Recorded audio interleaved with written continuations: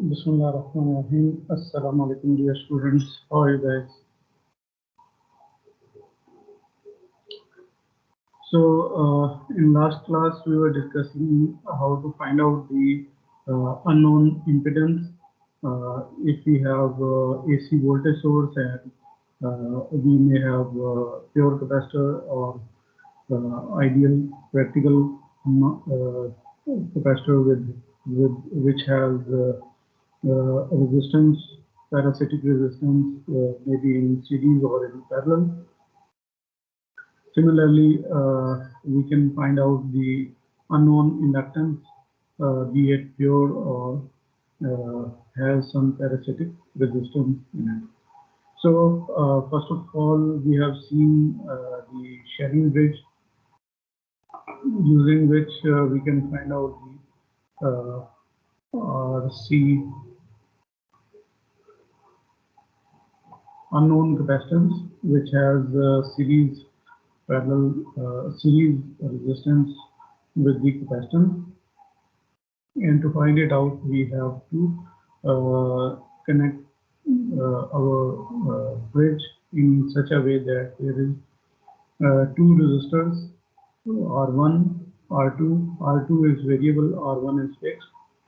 And whereas we have C1 capacitance, variable capacitance required in this sharing bridge, and by varying this capacitance C1 and R2, we can get the value of unknown capacitance along with its resistance.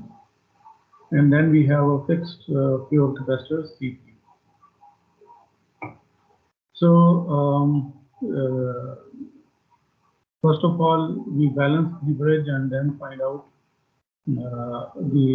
through the ratios what is the value of unknown capacitance and resistance. So from equation we find out that the unknown resistance is inversely related to R2. So if the value of CS is small, then we have to keep the R2 quite large. And the value of Rx, here we have Rx. Yes.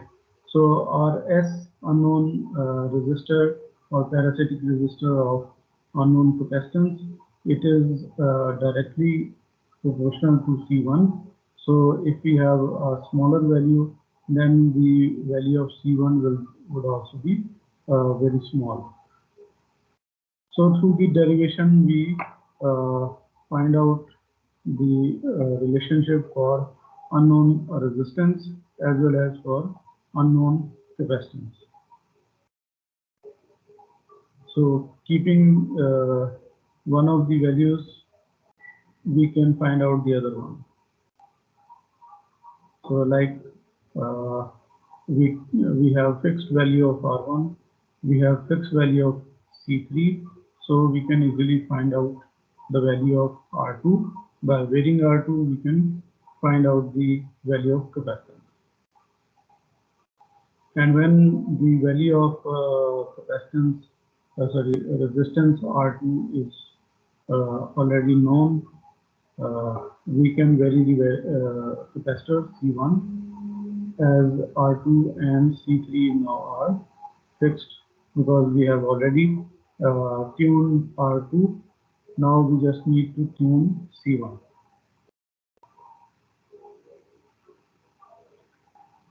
Similarly, we have discussed basic inductance bridge. This is applicable if the inductor we know it is pure inductor, so its phase angle is equal to 90 degree or closer to that. So only in that case we can use this basic inductance bridge. So in this case we have a variable pure capacitor, variable resistor, R1 and R2. By varying all three components, we can get the bridge at balance condition, and therefore we can find out the unknown inductance.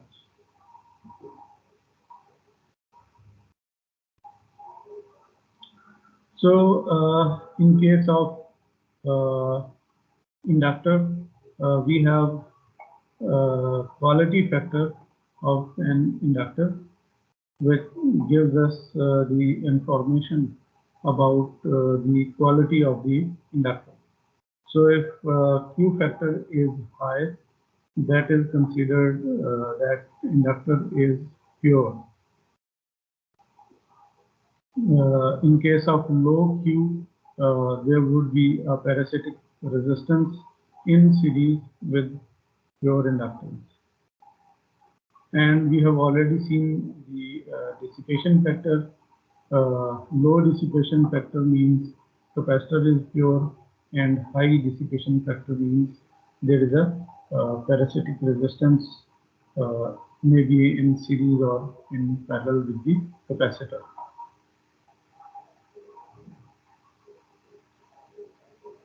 So we have also find out the value of unknown inductance using basic inductance bridge, and obviously we can see that the tuning is not easy because we have three parameters, three variables, C1, R1 and C2.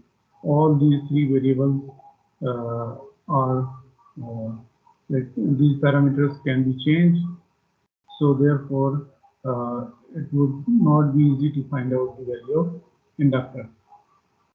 So tuning and getting the balance of bridge is not very easy. Then we have Maxwell bridge, which is meant for finding the unknown inductance value for quality factor less than 10, which means that the inductor is going to have a parasitic resistance in series with it, and for it we have to tune the variable parameter. So in Maxwell bridge we basically have three resistances, R1, R2 and R3. R3 is fixed, R2 is variable and R1 is variable, and the location of R1 is in parallel with the capacitor C1, and C1 in this case is a pure capacitor. So when the bridge comes at balanced position, then we can use this relationship V1 multiplied by ZL unknown inductance must be equal to R2 multiplied by R3. And from here we can find out the value of unknown inductance by comparing the real parts and imaginary parts. So how we do that? First, we find out the value of Z1.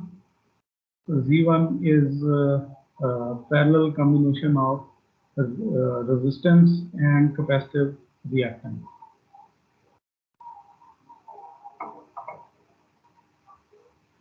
So therefore, we will get the value of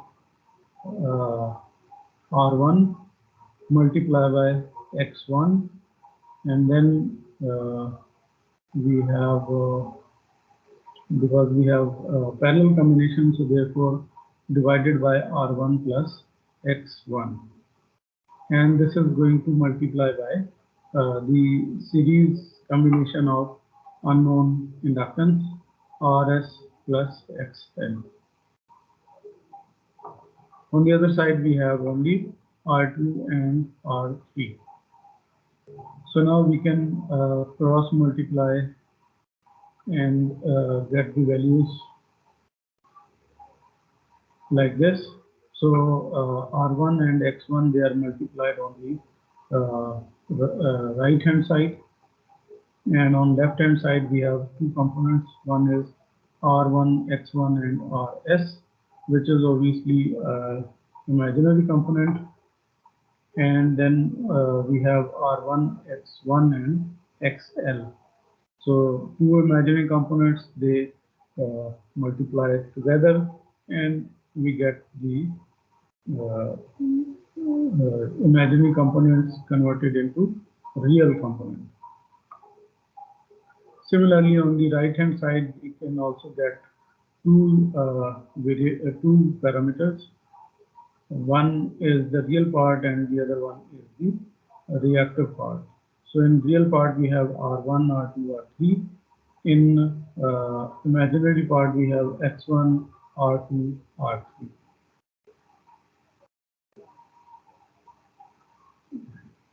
So we are going to combine the imaginary component on left hand side equal to right hand side.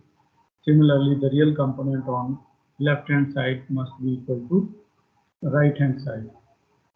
So first we have the real component, in which we have R1, X1 and XL, which is equal to R1, R2, R3. So from here we can find out the value of XL or inductance. So we open the reactance,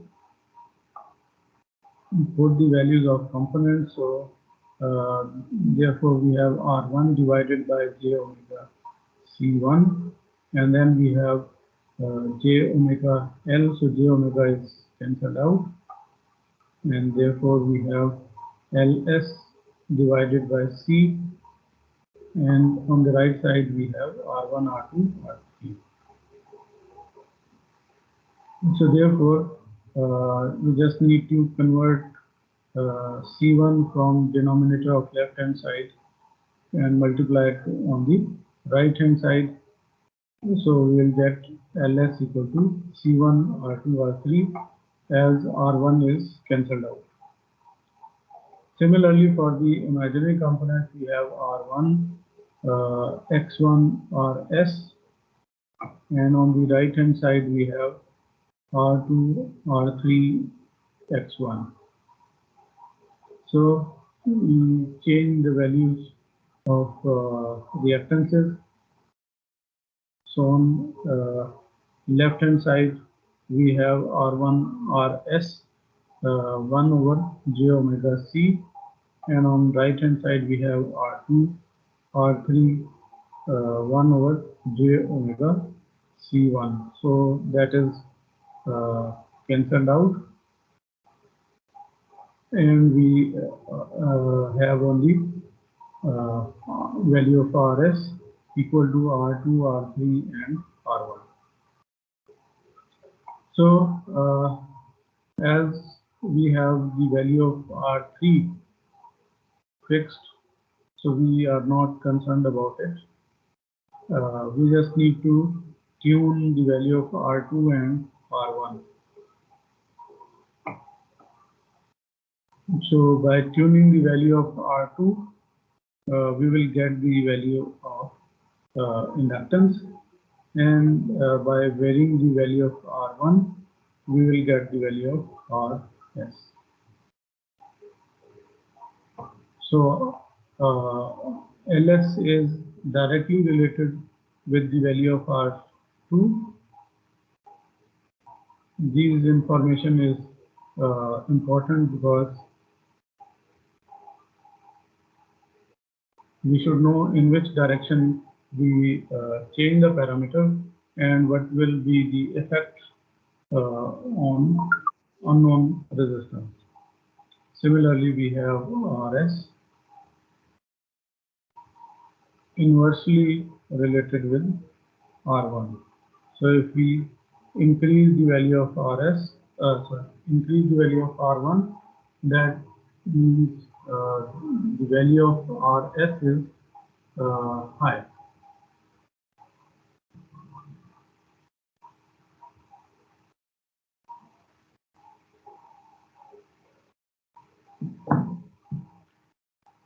So this is how we can get the unknown, get the value of unknown inductance along with its parasitic resistance.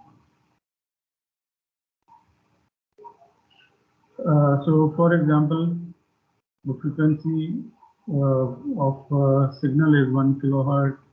We use fixed value C1 is 0.01 microfarad.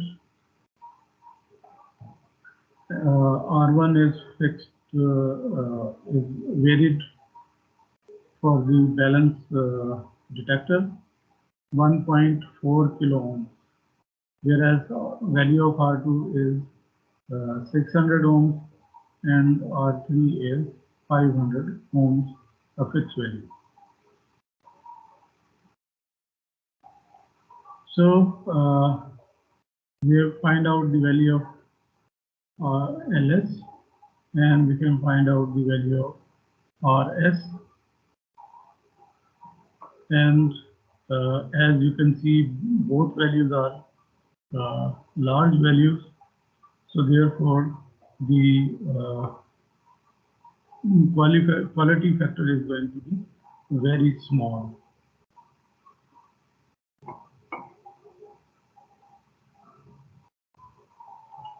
Then another bridge is called Hay bridge, and the difference from Maxwell to this Hay bridge is we no need to have the parallel combination of resistor and capacitor. For us, it's enough to have a series combination of R2 and C2. And now in this case, we also have two variables, R1 and R2. So we fix, first of all, the value of one component, and then find out the value of the other component by varying R1. And the benefit of this Hay bridge is that it can be used for high quality factor. So still quality factor is not so high that we can neglect the parasitic component, but still we can use both unknown inductance and unknown resistance. Then another we have is called inductor comparison bridge. So far we were using capacitive bridge to find out the unknown inductance. Now we can use inductor based bridge, in which we have known inductance, and that known inductance can help us find out the value of unknown inductance.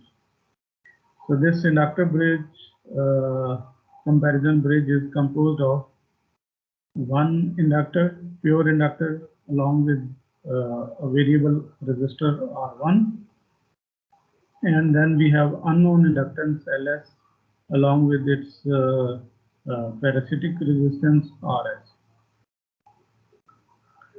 On the other side, we have variable resistor R2 and then fixed resistor R3. So in all these bridges, you can see that the ratio are the same. Just you need to find out which components are there and how you can find out its impedance. So that is more important,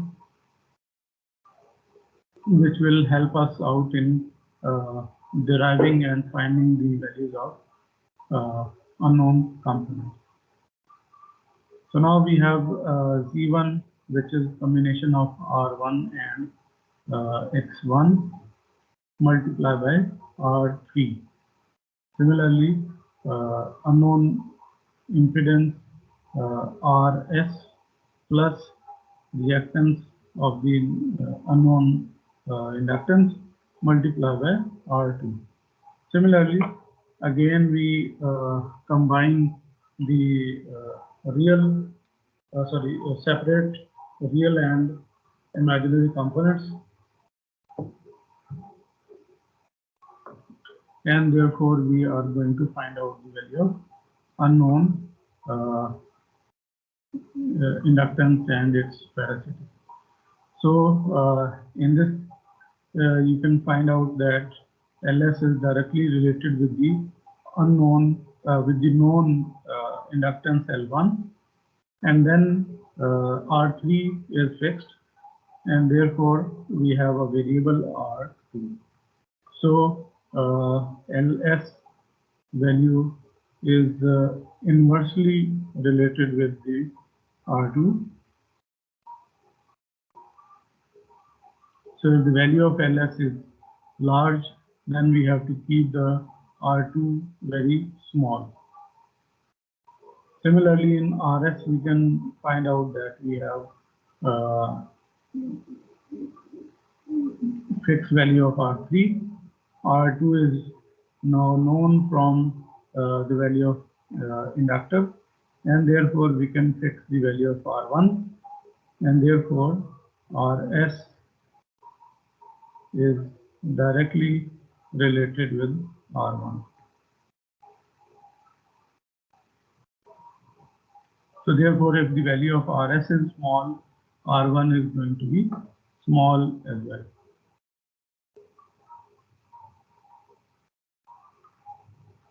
So this is all about the chapter 9.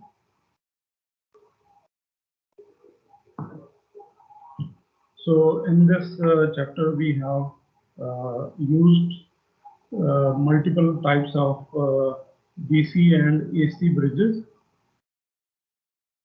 DC bridges we mainly use for finding out the. Sir ये bridge देखा है sir? Sorry. वो इससे पहले जो bridge था है bridge. हाँ जी. Yes. हाँ.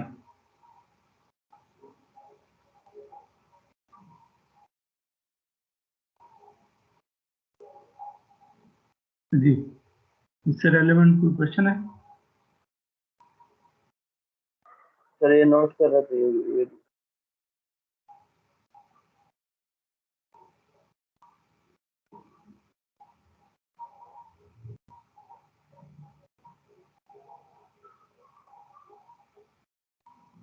हाँ जी.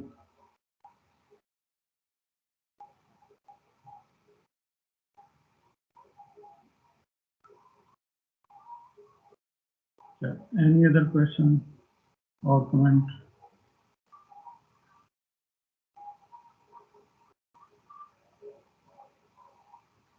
So इस चैप्टर में हमने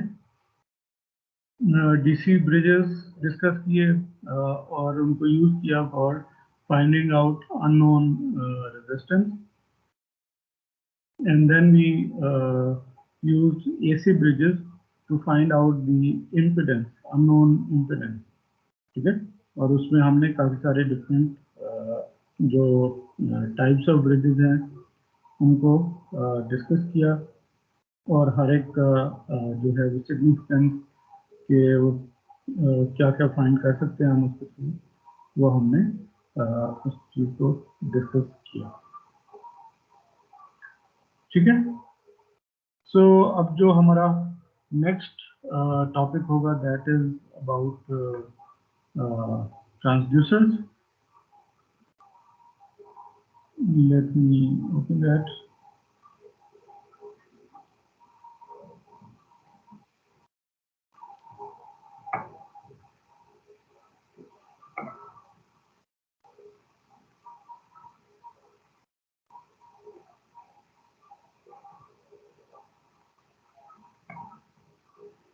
So next we will be discussing the chapter 10, which is about transducers. So कौन बताएगा ट्रांसड्यूसर्स क्या होते हैं?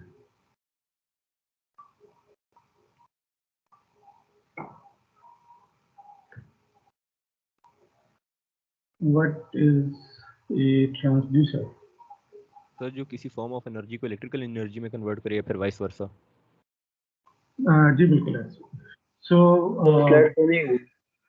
जी सॉरी स्लाइड शो नहीं हुई। मैं अभी कर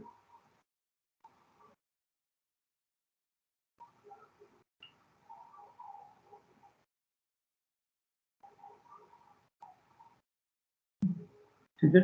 So transducers, they can convert a physical quantity into electrical, and similarly from electrical to any other physical parameter. ठीक है, टेम्परेचर हो सकता है, ह्यूमिडिटी हो सकती है, pH हो सकता है, just you name the parameter, and for that we have some component available which will help us out in measuring that physical quantity. ठीक है, तो ट्रांसड्यूसर्स हम यूज करेंगे और हमारा इसमें basically because second part of our course is the instrumentation. So in instrumentation, so far we have seen and used mainly the voltage divider circuit or resistive divider circuit, which help us out in finding the voltage at smaller level, so that we can use it to find out what is the actual value is there. ठीक है, हम उसको correlate कर लेंगे, like कि अगर हमारे पास 0 से 5 वोल्ट की रेंज है तो हम on the other side 5 indicates the maximum voltage and 0 being the minimum voltage. Similarly, we can use the resistance to find out the current, because the pure resistor will give us the voltage drop across it, and by dividing the voltage value, voltage information by the resistance, we can get the value of current. So that we have already used in voltmeters and in ammeters, but now we will discuss along with voltage and current other physical quantities as well. ठीक है, तो फिर sensor क्या होंगे? What is meant, what are the sensors meant for? अगर हम transducers को physical quantities की मेजरमेंट के लिए यूज कर रहे हैं, तो फिर सेंसर का क्या काम है?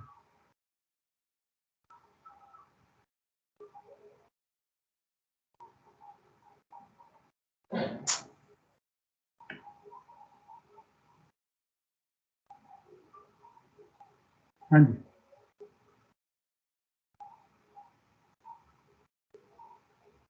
what is the purpose of sensors?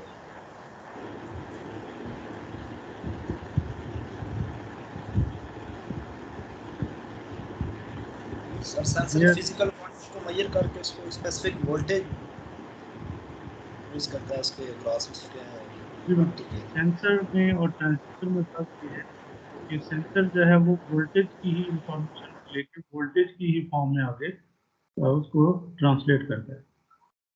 ठीक है, लेकिन जो ट्रांसड्यूसर्स हैं, और transducers we should have on one side electrical parameter, but on the other side we should have some other physical quantity. उसमें temperature, humidity, any other physical parameter, illumination, just you name the parameter, and we can have a transducer for that, which translates that physical quantity into voltage. Similarly, magnetic field can be also detected by transducer, and transducer will give us that information in form of voltage. ठीक है? So therefore we will be discussing this in next class in detail. किस तरह से हम जो है वो transducer, कौन से ट्रांसड्यूसर्स हमारे पास अवेलेबल हैं और किस तरह से ये काम करते हैं. ठीक है? So there are a lot of parameters, non-electrical physical quantity. ठीक है? तो ट्रांसड्यूसर के लिए इनपुट साइड जो है वो नॉन इलेक्ट्रिकल होना जरूरी है. So output signal or one side signal is voltage, current, and so on, which are the electrical quantities, and on the other side it should be non-electrical but physical quantity. So the work of the device is going to be conversion of physical quantity into the electrical quantity. Okay? Sometimes transducers they are composed of single component, single device. But sometimes the transducer may be composed of multiple components, multiple devices. One measures the physical quantity, and the other one converts the quantity into electrical one. Okay, so transducers, they are a little bit complicated as far as sensors are concerned. Sensors थोड़े से simple हैं, लेकिन जो transducers हैं, they may be simple one. एक ही device है जो कि measure भी कर रही है और convert भी कर रही है, and there it is might possible कि measurement के लिए कुछ और हो और conversion के लिए कुछ और हो.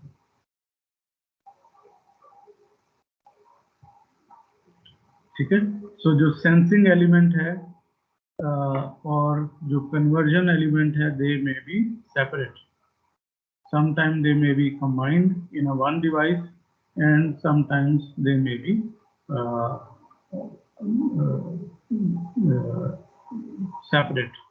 separate for sensing and separate for conversion. So therefore we can categorize the transducers with respect to with respect to their analog and digital characteristic. We can find it out as primary or secondary transducers. We can find out or classify transducers as transducers and inverse transducers. That means transducers are those which are converting physical quantity, non-electrical to electrical, whereas the inverse transducers, they are from electrical like voltage to a physical parameter. So that is the difference between transducers and inverse transducers. Then we can also classify the transducers according to their principle, work principle. We can also classify them with respect to active or passive transducers. ठीक है? So इन सब की जो definitions है वो हम आगे चल के इसको डिस्कस करेंगे. ठीक है?